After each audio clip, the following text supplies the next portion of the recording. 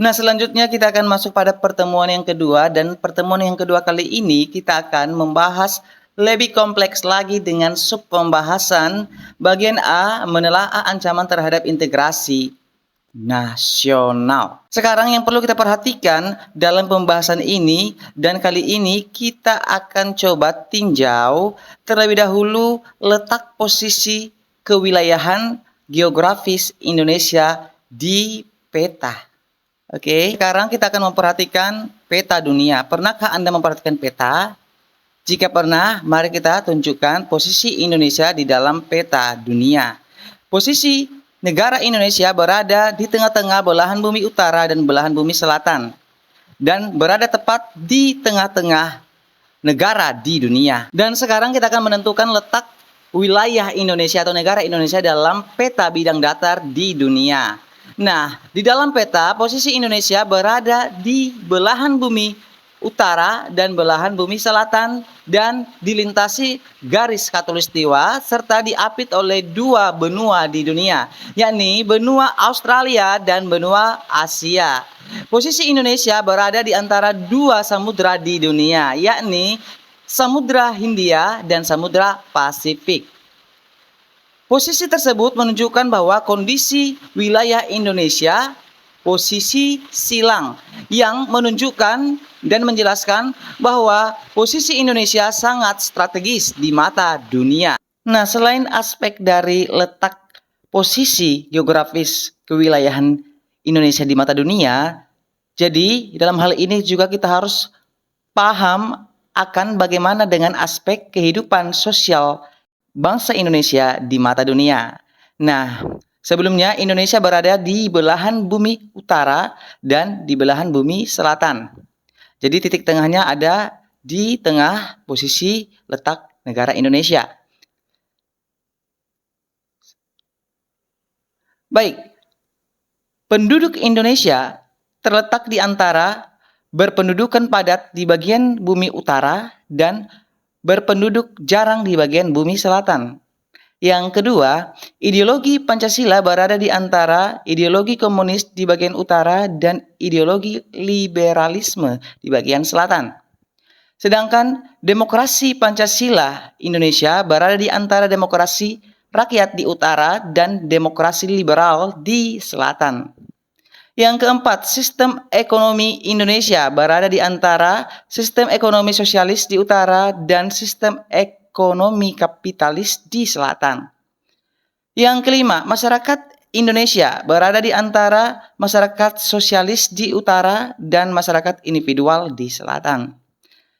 Yang keenam, kebudayaan Indonesia berada di antara kebudayaan timur di bagian bumi utara dan kebudayaan barat di bagian bumi selatan. Dan yang ketujuh, sistem pertahanan Indonesia berada di antara sistem pertahanan kontinental di utara dan sistem pertahanan maritim di bagian selatan. Posisi silang Indonesia yang seperti yang telah kita paparkan merupakan posisi yang menunjukkan adanya suatu potensi dan bahkan dapat mengancam integrasi nasional Indonesia itu sendiri. Dikatakan suatu potensi karena dengan posisi silang tersebut akan memberikan dampak positif bagi bangsa Indonesia dalam mewujudkan kemajuan suatu negara, dan posisi tersebut menunjukkan bahwa bangsa Indonesia tidak bisa diremehkan keberadaannya atau peranannya dalam menciptakan perdamaian dunia. Dan akan tetapi dengan posisi silang tersebut juga akan memberikan dampak ancaman yang sangat signifikan bagi integrasi nasional dan akan memecah belah persatuan dan kesatuan bangsa Indonesia itu sendiri. Nah, kali ini kita akan memahami apa sebenarnya yang menjadi ancaman bagi integrasi nasional di Indonesia. Nah, tentunya kita harus paham ancaman bagi integrasi nasional tersebut datang dari luar maupun dari dalam negeri Indonesia itu sendiri. Dari berbagai dimensi kehidupan seperti apa? Seperti ideologi, politik, ekonomi, sosial budaya, serta pertahanan dan keamanan. Ancaman tersebut biasanya berupa ancaman militer maupun non-militer. Jadi ada beberapa ancaman yang dihadapi oleh bangsa Indonesia dalam mempengaruhi integrasi nasional Indonesia. Yang pertama, ancaman di bidang ideologi. Komunisme menjadi salah satu ancaman terhadap ideologi Pancasila yang dianut oleh bangsa Indonesia. Meskipun Indonesia telah menolak dengan tegas paham akan komunis. Akan tetapi, apabila ancaman tersebut tidak segera diatasi, bukan tidak mungkin komunisme akan kembali berkembang pesat di negara kita, Indonesia itu sendiri. Apakah ancaman terhadap Pancasila hanya datang dari komunisme? Tentu tidak. Nah, bangsa Indonesia kita masih belum terlepas dari beberapa aliran di dunia. Misalnya aliran liberalisme tentunya. Jadi kita bangsa Indonesia masih belum terlepas dari anut dari aliran negara lain. Yaitu liberalisme yang disokong oleh Amerika Serikat tidak hanya mempengaruhi bangsa Indonesia, akan tetapi hampir semua negara di dunia. Hal ini sebagai akibat dari era globalisasi yang berkembang pesat di dunia. Globalisasi mampu meyakinkan masyarakat Indonesia bahwa liberalisme dapat membawa manusia ke arah kemajuan dan kemakmuran.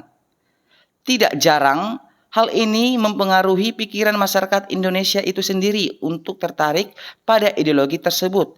Akan tetapi pada umumnya bangsa Indonesia mengambil justru pengaruh dari negatif saja. Misalnya gaya hidup yang diliputi dengan kemewahan, pergaulan bebas tentunya, dan sebagainya. Hal tersebut tentu saja apabila tidak diatasi akan menjadi ancaman bagi pribadi bangsa Indonesia itu sendiri.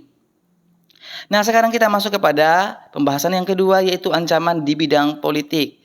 Ancaman di bidang politik dibagi menjadi dua, yaitu ancaman di bidang politik yang dapat dipengaruhi atau pengaruh dari luar.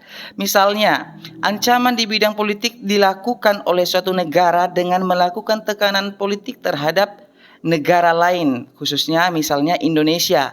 Seperti apa? Tindakan intimidasi, provokasi, dan blokade politik merupakan bentuk ancaman non-militer berdimensi politik yang bersifat merugikan.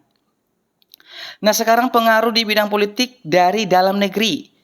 Nah, pengaruh ini datang sebagai ancaman yang berdimensi politik dapat berupa menggunakan kekuatan dengan bentuk pengarahan massa untuk menumbangkan pemerintahan yang berkuasa dan menggalang kekuatan politik untuk melemahkan atau menjatuhkan sistem pemerintahan Indonesia itu sendiri dengan menggunakan zapatisme.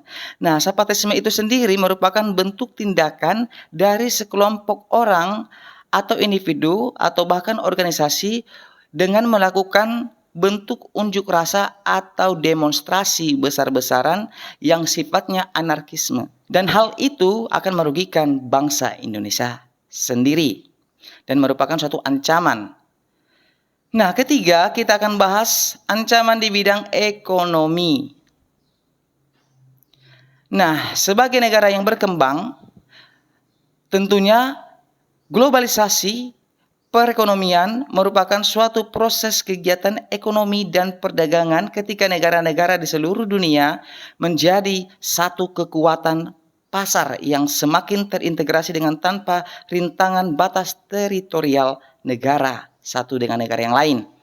Pengaruh negatif tentunya akan membawa perekonomian dapat menjadi ancaman kedaulatan Indonesia itu sendiri. Seperti apa? Yang pertama, Indonesia akan dibanjiri oleh barang-barang dari luar negeri atau produk luar negeri.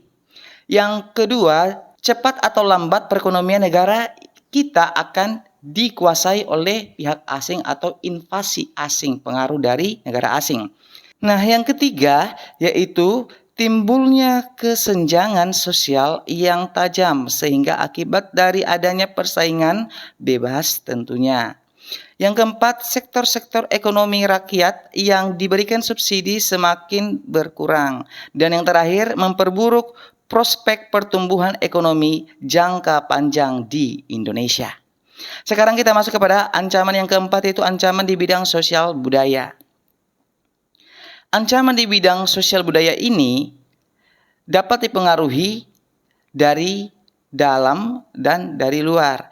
Ancaman di bidang sosial budaya yang datang dari dalam yaitu didorong oleh isu-isu kemiskinan, kebodohan, keterbelakangan, dan ketidakadilan. Bagaimana dengan yang dari luar? Yaitu timbulnya sebagai akibat pengaruh negatif globalisasi. Adapun ancaman dari luar tersebut diantaranya sebagai berikut. Nah, yang pertama munculnya gaya hidup konsumtif atau gaya hidup yang diliputi dengan kemewahan dan pemborosan. Yang kedua, munculnya sifat hedonisme atau sifat memiliki cenderung mementingkan diri sendiri atau hampir sama dengan adanya sikap individualisme. Munculnya gejala weltanisasi atau kehidupan yang kebarat-baratan.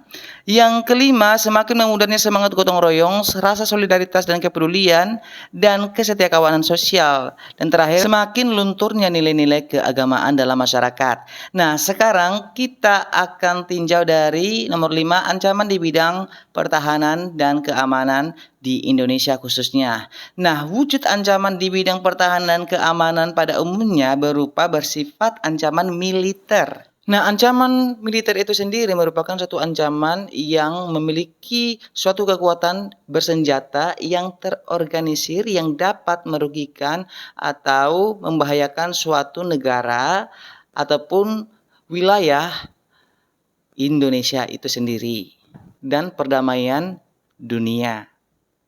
Oke.